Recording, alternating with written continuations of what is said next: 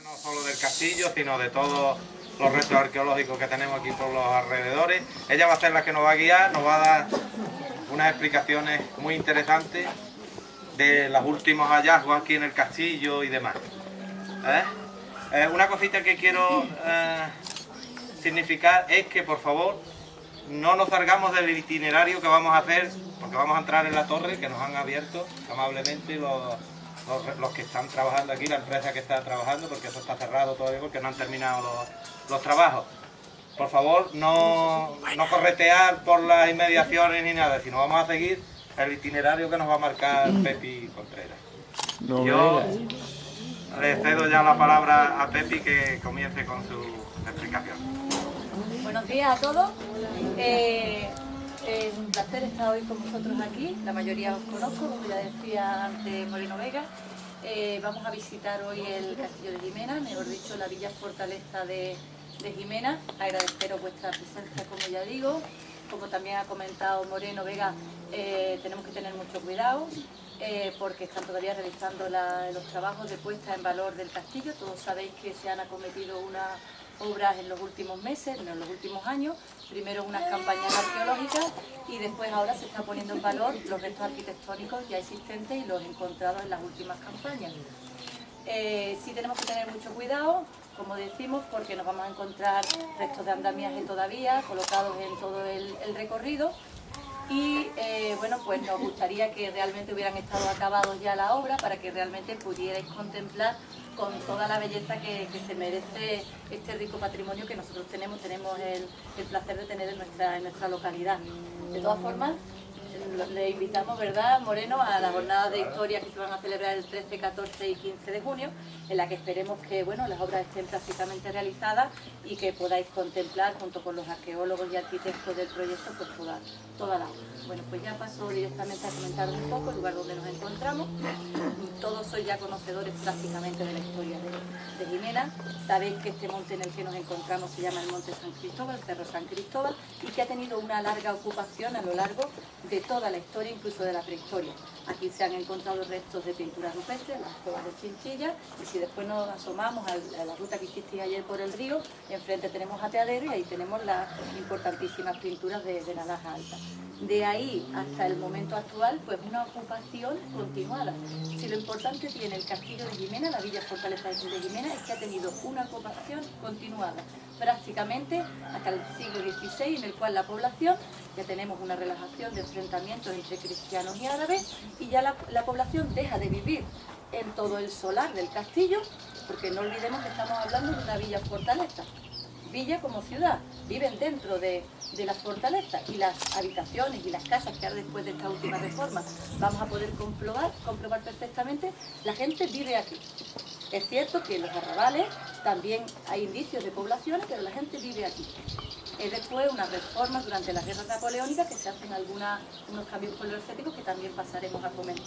Pero lo bello es que tenemos una larga historia de ocupación de todo este solar. Nosotros cuando hemos entrado en las últimas décadas aquí veíamos todo muy abandonado y nos parecía que estuvieron los romanos, estuvieron los árabes, nada más. Yo os comento que es una larga ocupación, que es lo interesante. Los propios arqueólogos se quedan alucinados cuando empiezan a acometer sus obras y empiezan a ver lienzos murarios de todas las etapas históricas. Se empiezan a encontrar restos del bronce final, que lo tenemos ahora cuando pasemos al final. Yo creo que las últimas obras que están realizando para que pasemos podremos ver un poco de muralla, paquetes de cerámica única, estamos hablando por lo tanto previo al siglo I a.C. Tenemos unos lienzos bellísimos que pasamos después a ver del primero antes de Cristo, de la era cristiana, con una factura, con una realización perfecta que marca incluso los más característicos helenopúnicos. Y ya después, a partir de ahí, llegan los romanos crean todo un lienzo de muralla reconstruido en la actualidad, primero con un aire más propagandístico, somos quien somos, llegamos aquí con nuestro Mare Nostrum y colocamos una super muralla para que la población autóctona vea lo importante que somos.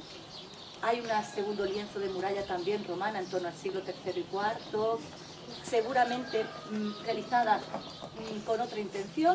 Los pueblos bárbaros los francos, los alanos, están invadiendo toda la península ibérica y lógicamente van a tener que adelantarse y construir una muralla para ese posible ataque.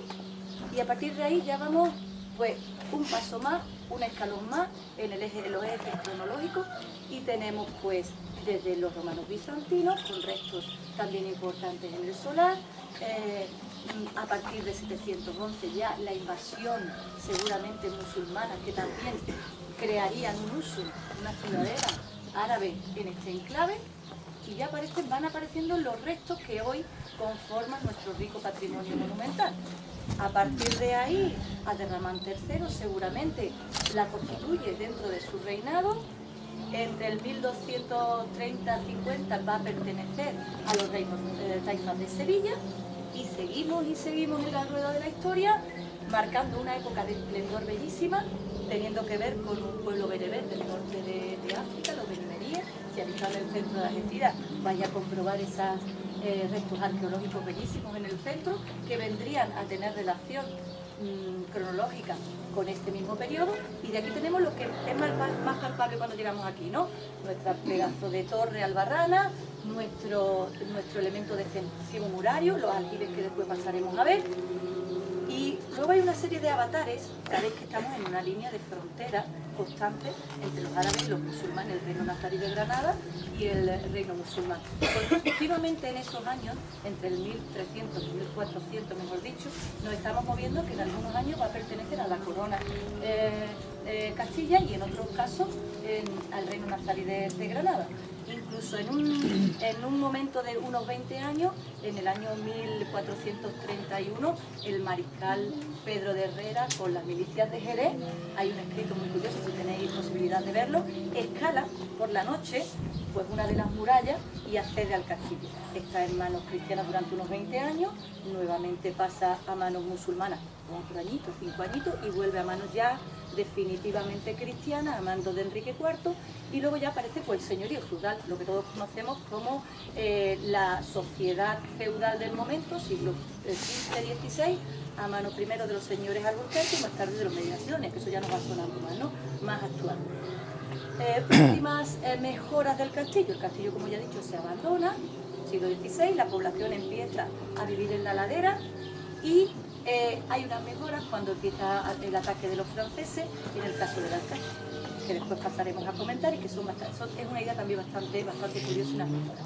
Bueno, esto sería contaros un poco por encima cómo fue la evolución histórica del lugar donde nos encontramos. Ya he comentado que lo más importante son la evolución muraria, la evolución, por lo tanto, cronológica, que tiene el castillo de Jimena, y cómo va pasando desde los primeros habitantes que pudieran existir, que pintaran unas pinturas rupestres en la zona, pasando por, lógicamente, una ova libio-fenicia, que después va a pasar a una república obense. O sea, se latiniza el nombre que ya estaba previamente puesto.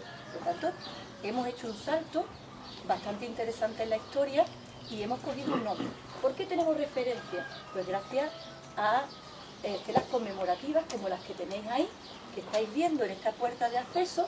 Está escrita en latín y hace referencia, además esa está en unas condiciones bastante buenas, hace referencia a un testamento que un nieto, Lucio Herenio Cornelio Rústico, hace cuando fallece su abuelo Lucio Herenio Herediano.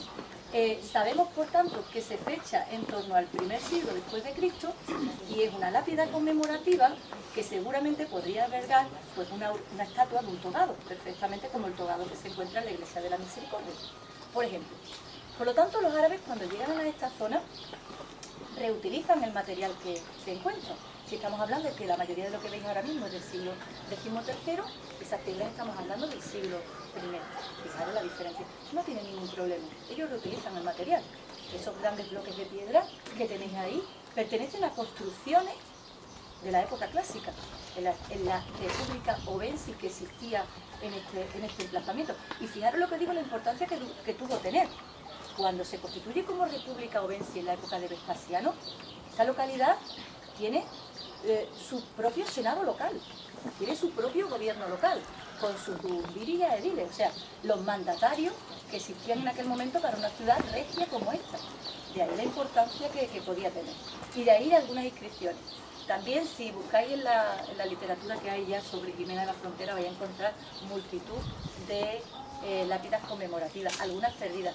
El queridísimo Jaime Sanso estuvo intentando buscar una que se llevaron al Museo Británico durante muchos años sin poder conseguir, pero gracias realmente a esos estudios que se hicieron ya en el siglo pasado, podemos conocer más sobre esos primeros momentos de la civilización clásica en Jimena de la Frontera. Entorno natural, y los primeros que están en un entorno natural, el bautismo, como dice Federico, bien dice Federico, era por inmersión.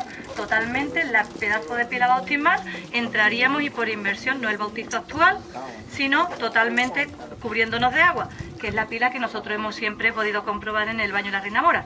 Restos de hornacina que estáis viendo, restos de habitáculos, que posiblemente sería la zona del culto y demás. Es bastante interesante. El problema que existe con esta zona, no ha habido ninguna campaña arqueológica, entonces pues hablamos siempre de teorías sobre otras iglesias mozárabes que conocemos, por ejemplo, en la provincia de Málaga. Entramos ya en la última parte, reducto defensivo, nos queda que explicar esto cuando vayamos a la zona del templo, pero aquí tenemos la torre del homenaje, una torre totalmente exenta, una torre que no tiene conexión con el muro, el último reducto.